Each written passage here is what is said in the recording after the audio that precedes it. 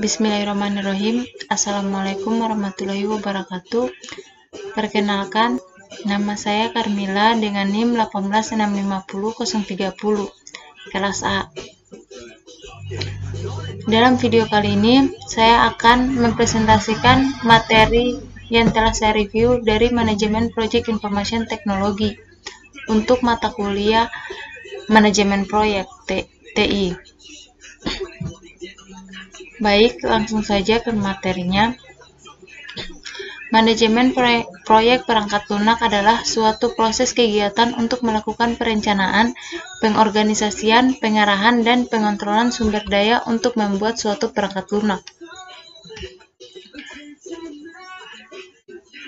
atau program komputer serta mencapai tujuan dalam batasan waktu, ruang lingkup, dan biaya.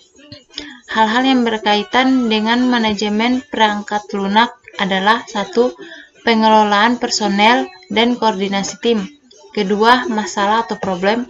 3. Proses.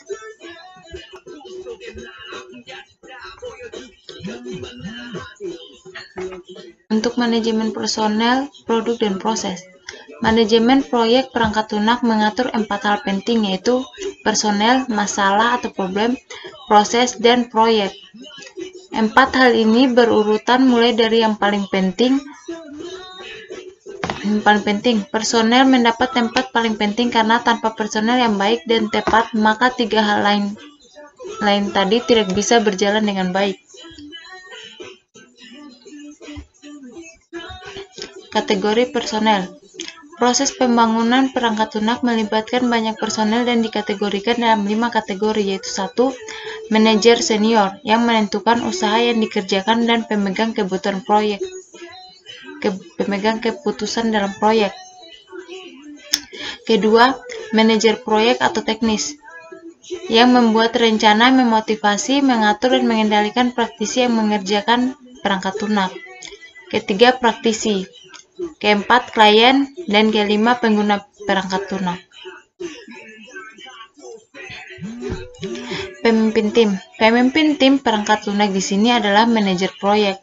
Seorang pemimpin tim diharuskan mempunyai keterampilan memimpin yang cukup. Seseorang tidak menjadi pemimpin tim secara kebetulan, tapi sungguh-sungguh karena punya kemampuan secara personal oleh pemimpin tim. Kemampuan yang harus dimiliki pemimpin tim yaitu 1. Mampu memotivasi. 2. Mampu berorganisasi. 3. Mampu mendorong keluarnya ide-ide baru. 4. Mencari penyelesaian masalah. 5. Mampu menjadi manajer. 6. Mampu menghargai kerja. 7. Mampu mengenali tim.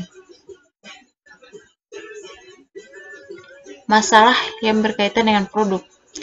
Masalah itu sesuatu yang menghambat tercapainya tujuan. Oleh karena itu, kita harus mengamati masalah pada awal dimulainya sebuah proyek. Ruang lingkup masalah yaitu 1. Konteks.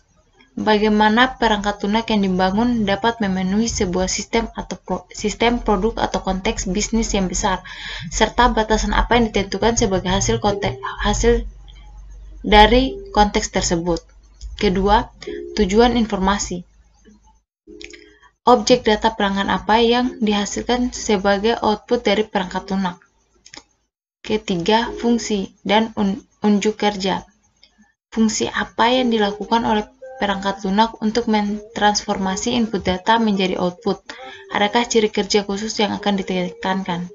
Itu dari fungsi dan untuk unjuk kerja tadi.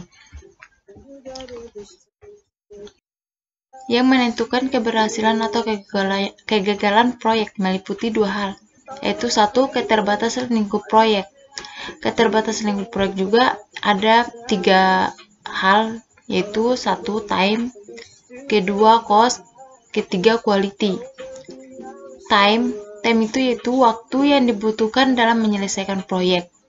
Ada beberapa event yang memaksa dalam timeline proyek, yaitu kesempatan, 2. Keterbatasan, 3. Kompetensi.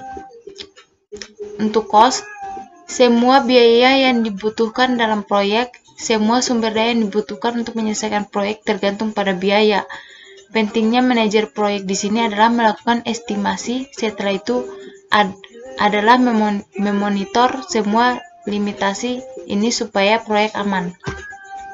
Ketiga, quality tadi itu semua hal yang dikerjakan dalam proyek harus menghasilkan sistem pada waktu dan dalam budget yang ditentukan, namun tetap dalam kualitas terbaik yang dapat dicapai. Untuk keberhasilan atau kegagalan proyek yang kedua yaitu fase proyek, yaitu 1. Persiapan, kedua perencanaan, ketiga pelaksanaan, keempat pengawasan, dan kelima sosialisasi.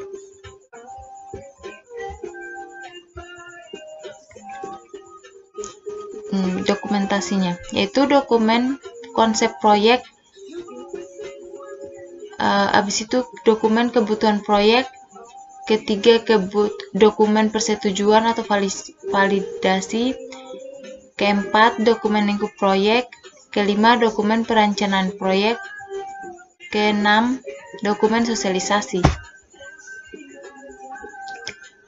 Proyek dianggap sukses jika 1. Sistem yang dihasilkan diterima oleh pelanggan, kedua sistem informasi yang dihasilkan tepat waktu, ketiga sistem informasi yang dihasilkan sesuai dengan anggaran, keempat, proses pengembangan sistem memiliki impak minimal pada operasi-operasi bisnis yang berkesinambungan. Ini yaitu penyebab kegagalan suatu proyek. Pertama, kegagalan untuk membentuk komitmen manajemen atas pada proyek. Kedua, kurangnya komitmen organisasi pada metodologi pengembangan sistem. Ketiga, mengambil jalan pintas tanpa melalui metodologi penelitian tadi. Keempat, manajemen ekspektasi yang buruk. Kelima, komitmen dini dalam menetapkan anggaran dan jadwal. Keenam, teknik estimasi yang berkurang baik. Ketujuh, terlalu optimis. Kedelapan, kurangnya keterampilan manajemen. Kesembilan, kegagalan beradaptasi dengan perubahan bisnis. 10, sumber daya yang tidak mencukupi. Dan yang terakhir, kegagalan dalam mengelola perencanaan. Kompetensi manajer proyek, yaitu 1. Kesadaran berbisnis, kedua orientasi rekan bisnis, selanjutnya komitmen pada kualitas, berikutnya inisiatif, terus pengumpulan informasi, pemikiran analisis, pemikiran konseptual, kesadaran antar personal, kesadaran organisasi, antisipasi impak, banyak menggunakan pengaruh, memotivasi orang lain, keterampilan komunikasi, mengembangkan orang lain, memonitor dan mengontrol, kepercayaan diri, manajemen stres, kepedulian pada kredibilitas, dan fleksibilitas. Fungsi-fungsi dan proses manajemen proyek, yaitu 1. Scoping atau ruang lingkup, kedua planning atau perencanaan, ketiga estimasi atau perkiraan, berikutnya scheduling atau penjadwalan, organizing atau pengorganisasian, directing atau pengarahan, controlling atau pengontrolan, closing yaitu penutupan. Baik, mungkin itu saja yang bisa saya jelaskan di sini. Lebih dan kurangnya mohon dimaafkan. Wabillahi taufiq wal hidayah. Wassalamualaikum warahmatullahi wabarakatuh.